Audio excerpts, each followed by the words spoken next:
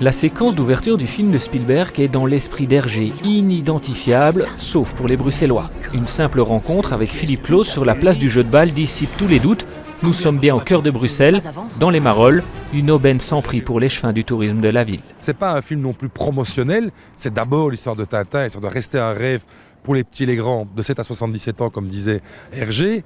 Et je crois que le fait qu'on ait cité Bruxelles et qu'on comprenne bien où ça se passe, ça a un coût marketing qui nous aurait été impayable. On n'a pas besoin de plus que ce qu'il y a déjà dans le film. Mais le véritable coup de poker, c'est cette avant-première. Qu'est-ce que c'est que ça?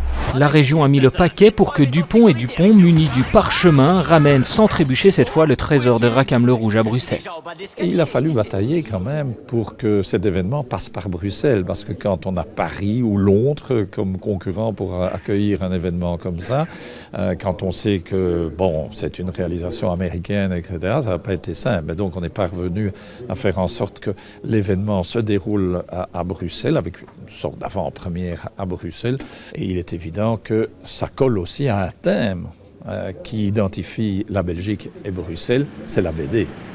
Et dans la ville, Tintin a déjà envahi les boulevards et les façades. Les magasins de BD, eux, se réjouissent de cette sortie tout en se montrant prudents. Vous n'avez pas commandé plus de BD à l'avance ou vous vous attendez pas à un rush? C'est déjà prévu, les éditeurs ont déjà prévu quelques titres ou quelques remaquettages pour la sortie du film, effectivement. Quant à ceux qui ont été bercés par Tintin dans leur enfance, leur avis diverge. Je suis dubitatif pour l'instant. Je me demande ce que ça peut rendre. C'est pas quelque chose qui me semble naturel, c'est-à-dire de passer d'œuvres de ce type au cinéma. Pour moi, c'est pas quelque chose qui m'attire fondamentalement. Ça m'intrigue. Je suis curieuse de voir ce que ça va donner parce que bon, voilà, c'est quand même un personnage particulier, donc je me demande comment ça va être transposé au cinéma.